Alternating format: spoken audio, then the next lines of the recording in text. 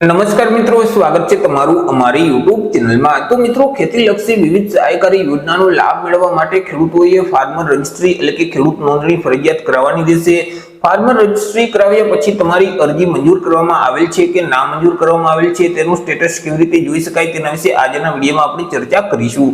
પરંતુ તે પહેલા વિડીયો ગમે તો લાઈક અને શેર કરી દેજો, ચેનલમાં નવા હોય તો ચેનલને સબસ્ક્રાઇબ કરી દેજો। તો ચાલો મિત્રો, વિડીયોની શરૂઆત કરીએ।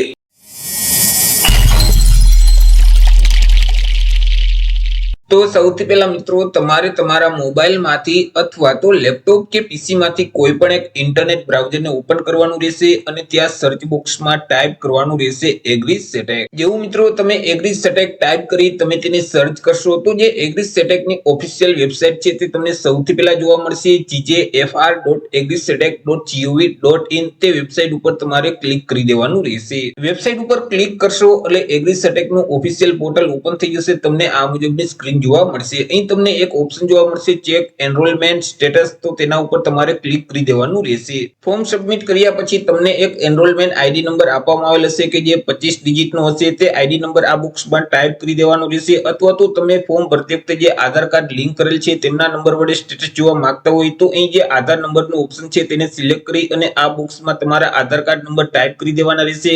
ત્યાર પછી અહીં જે ચેકનું બટન છે તેના ઉપર ક્લિક કરવાનું રહેશે, જેથી કરી આ મુજબની એક સ્ક્રીન ઓપન થઈ જશે। અહીં તમને તમારા એનરોલમેન્ટ આઈડી નંબર અથવા તો આધાર કાર્ડ નંબર જોવા મળશે, ખેડૂતનું નામ અહીં જોવા મળશે, તમે જે અરજી ફોર્મ સબમિટ કરેલ છે તેમની તારીખ અને તેમનો સમયગાળો અહીં તમને જોવા મળશે, અરજીનું સ્ટેટસ અહીં તમને જોવા મળશે, અરજી એપ્રુવ થયેલ અથવા તો રિજેક્ટ કરવામાં આવેલ છે તેમની તારીખ અને તેમનો સમયગાળો અહીં જોવા મળશે।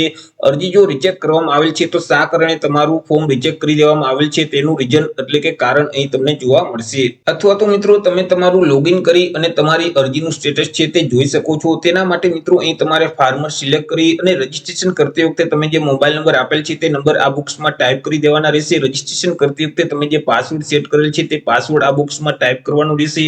જો પાસવર્ડનો ખ્યાલ ન હોય તો મિત્રો અહીં ઓટીપી ઓપ્શન સિલેક્ટ કરશો એટલે તમે જે મોબાઈલ નંબર આપેલ છે તેમાં એક ઓટીપી આવશે, તે ઓટીપી આ બોક્સમાં ટાઈપ કરી અહીં જે કેપ્ચા કોડ આપવામાં આવેલ છે સેમ કોડ આ બોક્સમાં ટાઈપ કરી લોગિનના બટન ઉપર ક્લિક કરી દેવાનું રહેશે। લોગિનના બટન ઉપર ક્લિક કરશો એટલે આ મુજબની એક સ્ક્રીન ઓપન થઈ જશે। અહીં મિત્રો સાઇડ મેનુ આપેલ છે તેમાં અહીં તમને એક ઓપ્શન જોવા મળશે ચેક એનરોલમેન્ટ સ્ટેટસ, તો તેના ઉપર ક્લિક કરી દેવાનું રહેશે, જેથી કરી આ મુજબની એક સ્ક્રીન ઓપન થઈ જશે। અહીં તમને તમારા એનરોલમેન્ટ આઈડી નંબર જોવા મળશે, ત્યાર પછી સેન્ટ્રલ આઈડી નંબર અહીં જોવા મળશે, ત્યાર પછી ખેડૂતનું નામ અહીં જોવા મળશે, તમે જે અરજી ફોર્મ સબમિટ કરેલ છે તેમની તારીખ અને સમયગાળો જોવા મળશે, અરજી એપ્રુવલ અથવા તો રિજેક્ટ કરવામાં આવેલ છે તેમની તારીખ અથવા તો સમયગાળો અહીં જોવા મળશે, અરજી ફોર્મ રિજેક્ટ થયેલ છે તો શા કારણે અરજી ફોર્મ રિજેક્ટ કરી દેવામાં આવેલ છે તેનું કારણ અહીં જોવા મળશે, અરજીનું સ્ટેટસ છે તે તમે અહીં જોઈ શકશો।